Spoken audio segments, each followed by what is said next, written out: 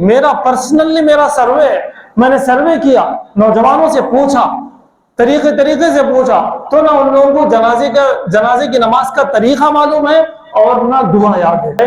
80% 70% نوجوانوں کا یہ حال ہے۔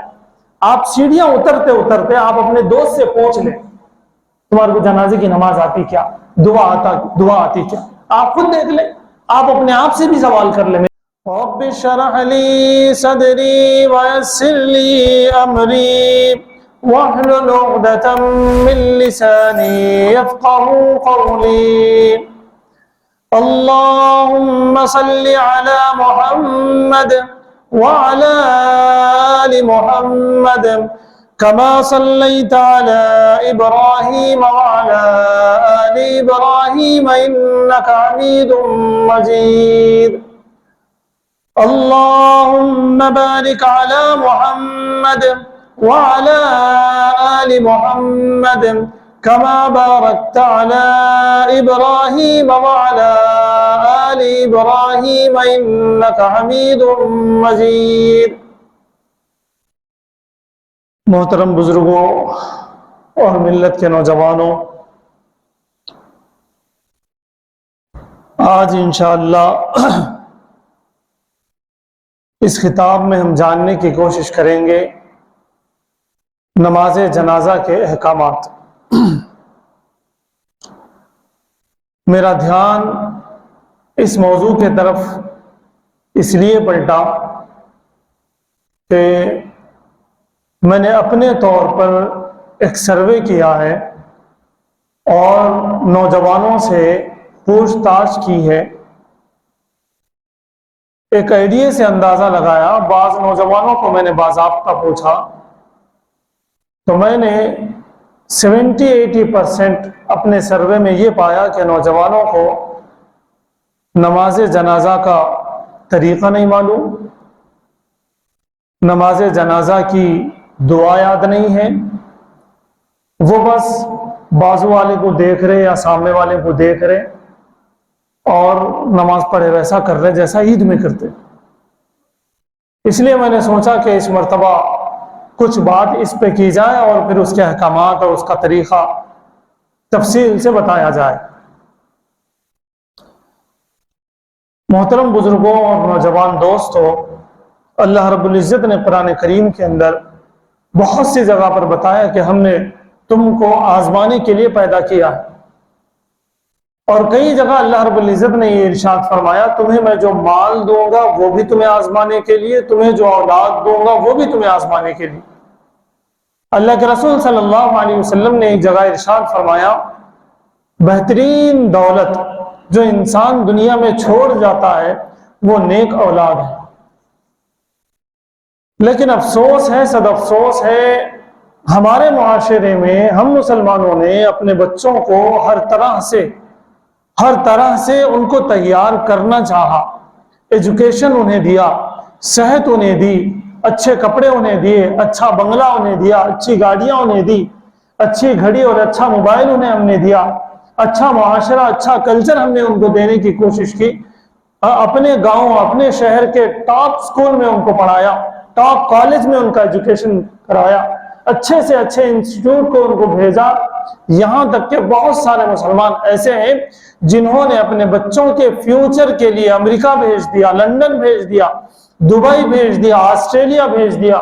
ایسے ایسے ملکوں کے نام ہیں جس کے نام آپ نے سنے نہیں ہوں گے، ایسے ایسے ملکوں کو مسلمانوں نے اپنی اولاد کو بھیجا، اور وہ کہتے ہیں کہ تاکہ یہ اپنے پیروں پر کھڑے ہو جائیں، ان کا فیوچر برائٹ ہو جائے، یہ کچھ حاصل کریں اپنی زندگی میں، اس لیے ہم نے ان کو بھیجا۔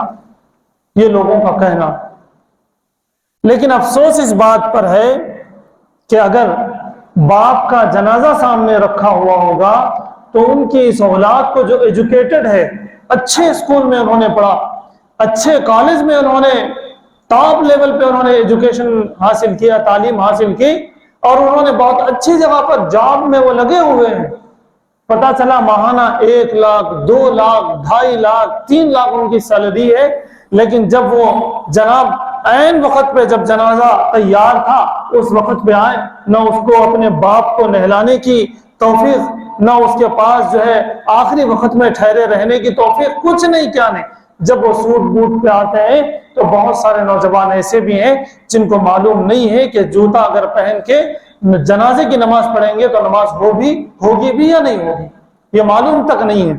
بس لوگوں کو اس نے دیکھا کہ لوگ جوتے اتارے ہوئے ہیں، اس نے بھی اتارا۔ لوگوں کو اس نے دیکھا کہ جو ان کیا ہوا انشٹ ہے وہ نکالے ہوئے ہیں تو اس نے بھی نکال دیا۔ پھر اس نے لوگوں کو دیکھا وہ ہاتھ اٹھا رہے ہیں تو اس نے بھی ہاتھ اٹھایا۔ لوگوں کو اس نے جس طرح دیکھتا گیا وہ اسی طرح کرتا گیا۔ تو یہ معاملہ ہمارے نوجوانوں کا ہے۔ بڑی افسوس کے ساتھ اور بڑی شرمندگی کے ساتھ یہ بات بتانی پڑتی ہے کہ ہماری اولاد کو ہم لوگوں نے جنازے کی نماز بھی نہیں سکھائی۔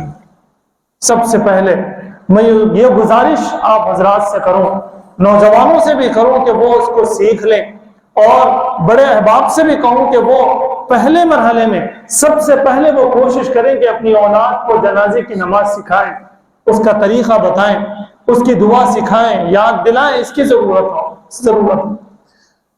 تو آئیے ہم نماز جنازہ کے احکامات سے متعلق کچھ باتیں آپ حضرات کے سامنے رکھنا چاہتے ہیں۔ نماز جنازہ فرض کفایہ ہے۔ فرض کی دو شکلیں ہیں، ایک ہے فرض عین، ایک ہے فرض کفایہ۔ فرض عین جیسے 5 نمازیں ہیں، فرض عین ہے، سب پر ضروری ہے، واجب ہے، فرض ہے، پڑھنا ضروری ہے۔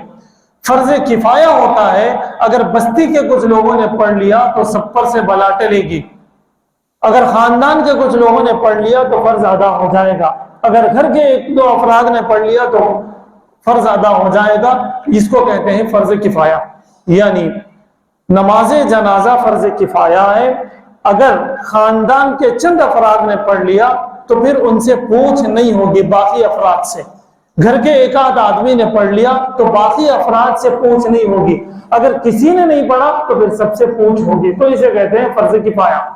نماز جنازہ سب سے پہلے تو یہ جان لیں کہ فرض کفایہ ہے۔ جس طرح اور عبادتوں میں شرائط ہیں اسی طرح سے جنازے کی نماز میں بھی شرائط ہیں، اور وہ 2 طرح کے شرائط ہیں۔ نماز جنازہ کی 2 شرطیں ہیں، اس میں سے ایک شرط وہ ہے جس کا تعلق نماز پڑھنے والوں سے ہے، دوسری شرط ہے میت سے، دوسرے کا تعلق میت سے ہے۔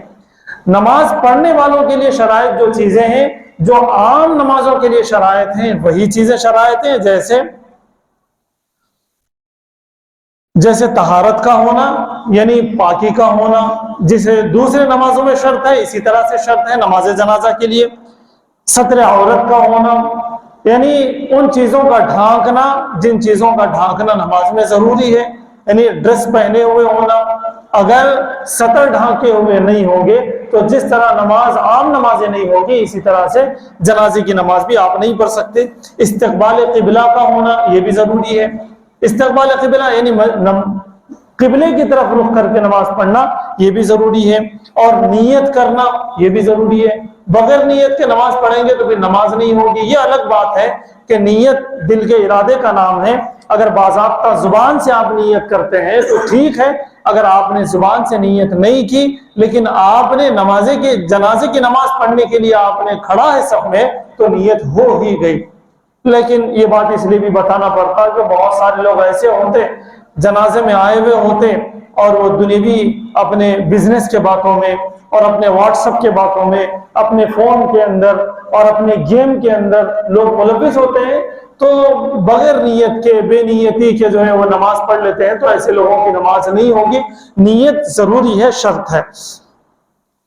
البتہ وقت کی کوئی شرط نہیں ہے، نماز جنازہ کے لیے وقت کی کوئی تعین نہیں ہے، اس لیے کہ اس کے اندر سجدہ نہیں ہے، اس واسطے وقت کی کوئی تعین نہیں ہے۔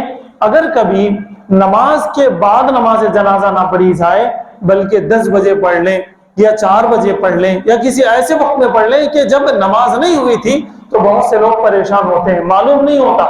نماز جنازہ کے لیے نماز کا ہونا ضروری نہیں ہے، وہ مسجد کا ہونا بھی ضروری نہیں ہے، آپ کے کسی میدان میں بھی پڑھی جا سکتی ہے، قبرستان کے باہر بھی پڑھی جا سکتی، کہیں پر بھی نماز جنازہ پڑھی جا سکتی ہے، کوئی وقت اس کے لیے متعین نہیں ہے۔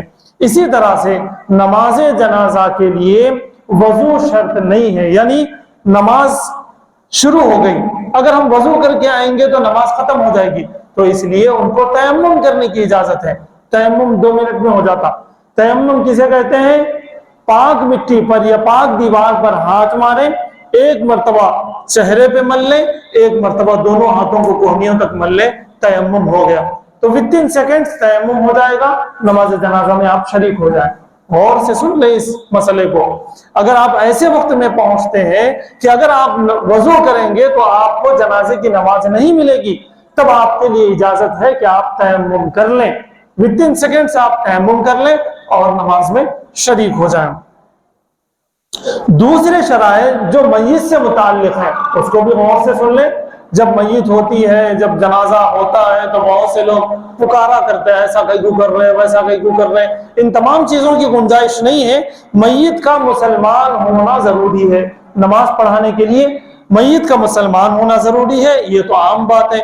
इसी तरह से मय्यत के बदन और कफन का पाक होना जरूरी है। अगर मय्यत का बदन पाक नहीं है या कफन पाक नहीं है, गंदगी लगी हुई है, तो फिर इजाजत नहीं है, नमाज नहीं होगी। पढ़ेंगे भी तो नमाज नहीं होगी, इसलिए गुस्ल जरूरी है। इसी तरह से मय्यत के जिस्म का ढका हुआ होना भी जरूरी है। मय्यत का जिस्म खुल रहा होगा तो फिर जनाजे की नमाज नहीं होगी, उसको एहतमाम से बंद करना जरूरी होगा। इसी तरह से अहनाफ के यहाँ मय्यत का मौजूद होना जरूरी है। गायबाना नमाज जनाजा अइम्मा अहनाफ के पास नहीं है, तो मय्यत का मौजूद होना जरूरी है। और इसी तरह से मय्यत का नमाजियों के सामने होना जरूरी है। मय्यत को पीछे रख के या बाजू रख के, आमतौर से ऐसा होता भी नहीं, लेकिन अगर कभी ऐसा होने लगे तो इसकी इजाजत नहीं होगी। और एक शर्त यह है कि इमाम का बालिग होना जरूरी है। मय्यत की नमाज जो पढ़ाएंगे, जनाजे की नमाज, जिस तरह आम नमाजों के लिए इमाम के बालिग होने के लिए जरूरी है, इसी तरह से जनाजे की नमाज के इमाम को भी जरूरी है कि वो बालिग हो। ये थे शराइत। अरकान नमाज जनाजा में 2 हैं। भाई नमाज जनाजा मय्यत तैयार है, नमाज जनाजा के लिए लोग ठहर चुके हैं, किन चीजों से नमाज नहीं होती? बाज दफा क्या होता, पता चला कि भाई 5 के बजाय 6 सब खड़ गए, तो लोग आपस में बोल लेते कि नमाज ही नहीं हुई। कई को बोले तो ताकत नहीं थी, 6 सब थे। वो जरूरी नहीं है, वो एक चीज है, ऐसा होना अच्छा है, लेकिन ऐसा नहीं है कि भाई अगर 6 सब आप बना लिए तो नमाज नहीं हुई, ये गलत बात है। सिर्फ 2 चीजें जरूरी है। एक है 4 तकबीरात कहना, अगर 3 तकबीरात कहे हैं तो नमाज नहीं होगी, नमाज फिर दोहराएं।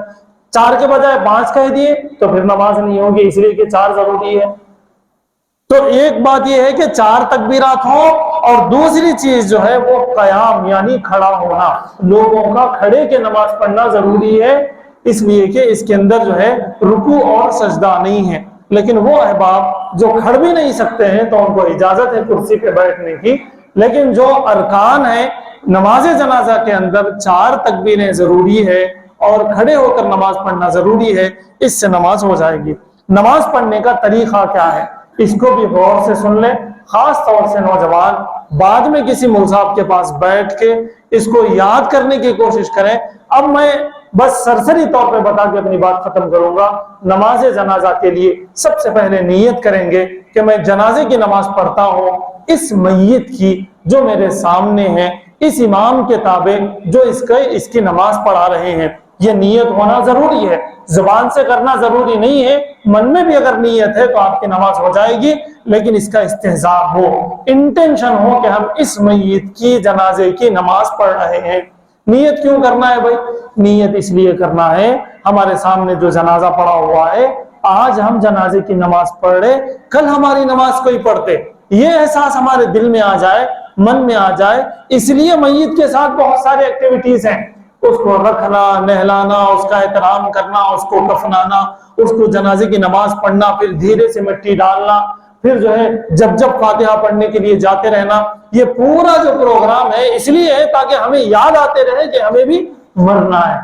बहरहाल जनाजे की नमाज की सबसे पहले हम नियत करेंगे। नियत करने के बाद पहली तकबीर के बाद सना पढ़ी जाएगी।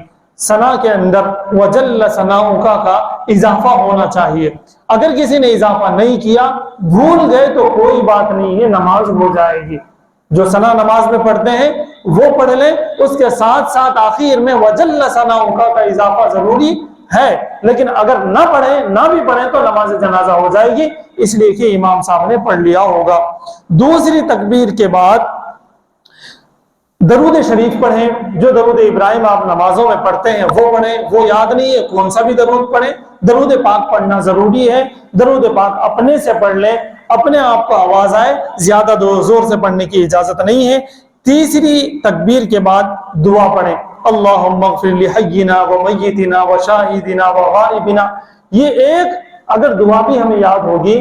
بہت سے لوگ کنفیوز ہوتے کہ بھائی بالغ کے لیے الگ ہے، نابالغ کے لیے الگ ہے، عورت کے لیے الگ ہے، مرد کے لیے الگ ہے، ایک آیات کر لینا۔ تو یہ جو ابھی میں دعا بولا یہ ملٹی پرپس ہے، یہ ہر ایک کے لیے پڑھی جا سکتی۔ اللہم اغفر لحینا و میتنا و شاہدنا و غائبنا و صغیرنا و کبیرنا، یہ جو آیت ہے ایک لائن میں ہے، یہ جو دعا ہے ایک ہی لائن کی ہے، یہ دعا یاد کر لیں، کسی کا بھی جنازہ ہو آپ پڑھ سکتے ہیں، اس کی اجازت ہے، تو اس لیے یہ دعا یاد کر لیں۔